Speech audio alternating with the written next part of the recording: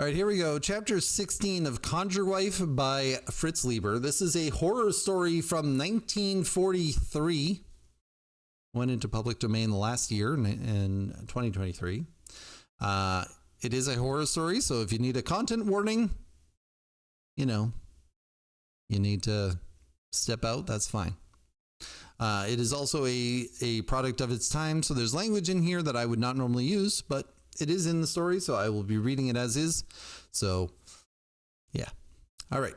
Here we go. Chapter 16 of Conjure Wife. Urgently, she pushed him away from her eager lips. "We daren't be happy, Norm," she said. "We daren't be happy for one single moment." A disturbed and apprehensive look clouded the longing in her eyes, as if she had become conscious of a great wall shutting out the sunlight. When she answered his unspoken question, it was almost in a whisper, as if even to mention the name might be dangerous. "Mrs. Carr." Her hands tightened on his arms, conveying to him in a physical way the immediacy of their danger. "Norman, I'm frightened. I'm terribly frightened. For both of us. My soul has learned so much. Things are different from what I thought, and they're much worse." He took hold of her shoulders, straightened her up. "You're safe," he told her, and there was a scowling strength in his face and his voice. "I've gotten you back, and I'm going to hold you. I've powers you don't know about yet.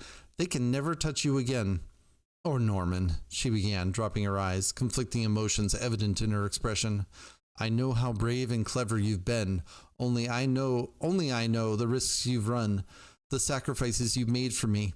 Wrenching your whole life away from rationality in the bare space of a week, enduring of your own free will the beastliness of that woman's naked thoughts, which I was able to endure only because I was forced to. And you have beaten Evelyn Sawtell and Mrs. Gunnison fairly and at their own game. But Mrs. Carr..." Her hands transmitted her trembling to him. "Oh, Norman, she only let you beat them. She wanted to give them a fright, and she preferred to let you do it for her. That's always her way, but now she'll take a hand herself." "I think you're exaggerating," he said slowly. "What you've gone through was enough to finish you a dozen times, but we'll talk about it. First, I'll get a drink."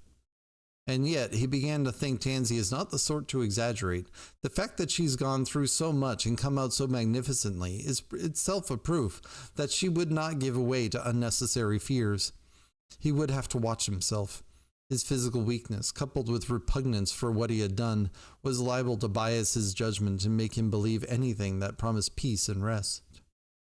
He rubbed his eyes and blinked them, shaking his head. He rubbed his eyes and blinked them, shaking his head. Relief was making him relax too much. He downed a stiff drink and poured himself another. Better go easy with that, though. Up to a point it would help, but then it would be worse than nothing at all. Mrs. Carr, eh? He hadn't paid much attention to her. He'd even wondered if she were concerned at all. Still, that might only mean exceptional cunning, and yet she seemed such a silly old goat. But that might be pretense. Tansy had been in a position to learn a lot.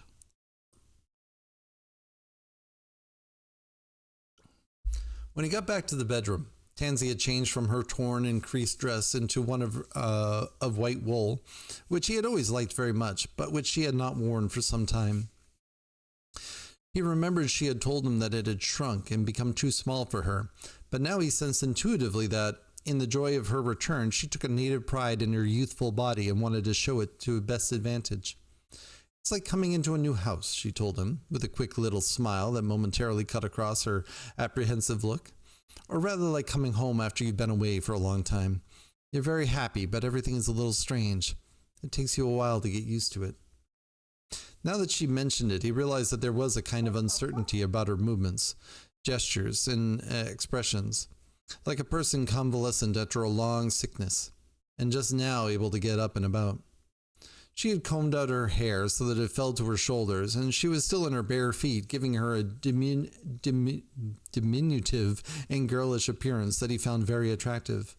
He felt a growing impatience with the possible dangers threatening him, although he knew such an attitude would to be unwise. He'd smash anyone who tried to harm her or keep them apart.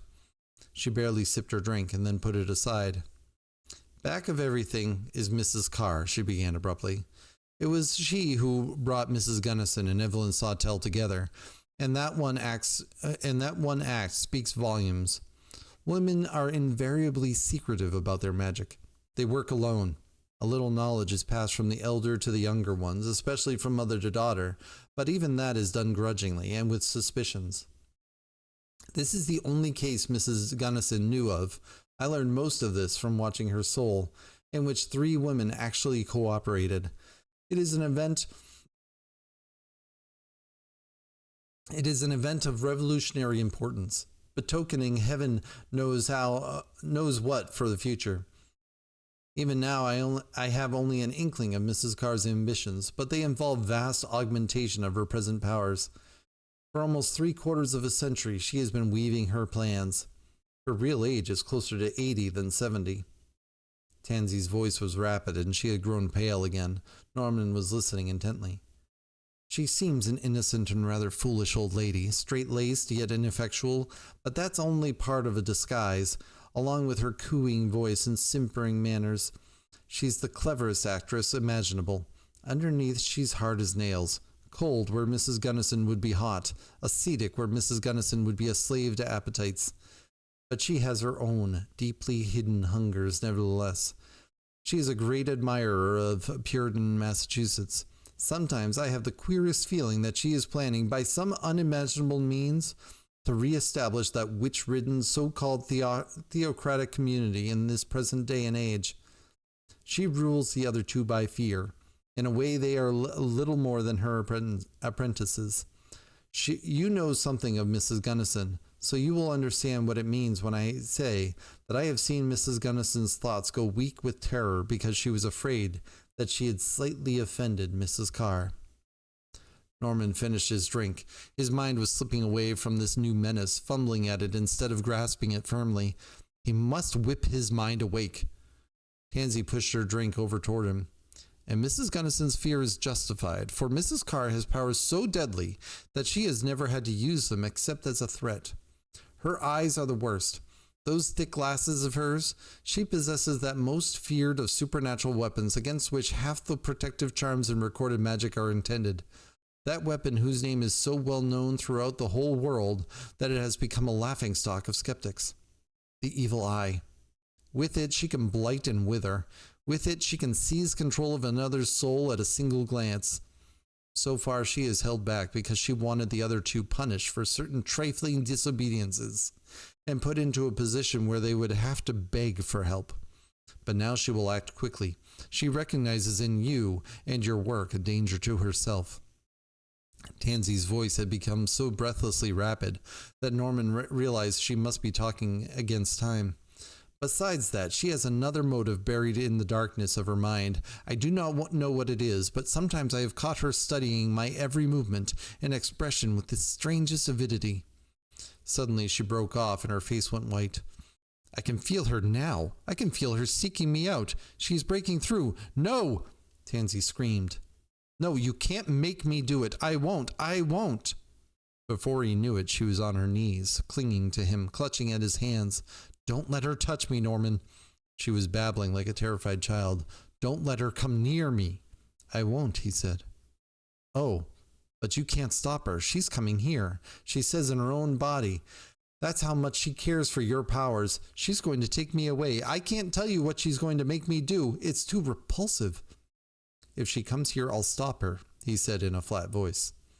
Her babbling ceased. Slowly she lifted her white, frightened face until it looked up at his. You mean... He nodded. I've still got a few cartridges for the revolver. His face was set. Norman, I can't let you do it, except that I am in as much danger as you are. Yes. The semblance of control came back into Tansy's face. You might be able to do it, she said softly. You wouldn't be expecting physical violence. She wouldn't be expecting physical violence, but you would have to be very quick. If you hesitated for the tiniest instant, if you gave her the slightest opportunity to fix you with her eyes, you would be lost. She would seize control. You know the cobra that spits venom at its victim's eyes? It's like that. Dully, he tried to remember what you did when you committed a murder. There was the alibi. What would that be? and disposal of the body, the furnace, or he could steal some carboys of acid from the chem lab. What acid? And would it be wise to steal it? And then there was motive. That would be his strong point. The courts would not recognize his true motive.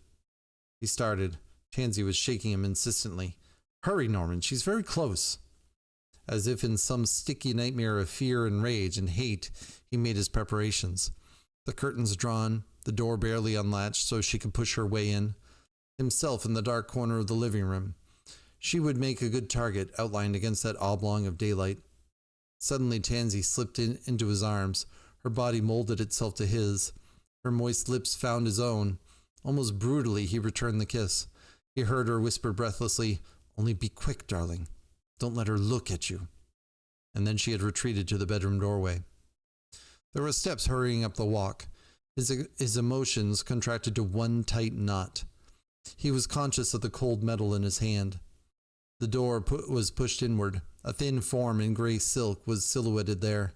Indistinctly he could make out beyond the sight of the gun, the faded face, the thick glasses. His finger tightened on the trigger. But the thick glasses were turned in his direction, and the silver-haired head gave a little shake. A dull, almost stupid look came over his face. His jaw sagged. "Quick, Norman, quick!" The gray figure in the doorway did not move. The gun wavered, then swung suddenly around until it pointed at Tansy. "Norman!"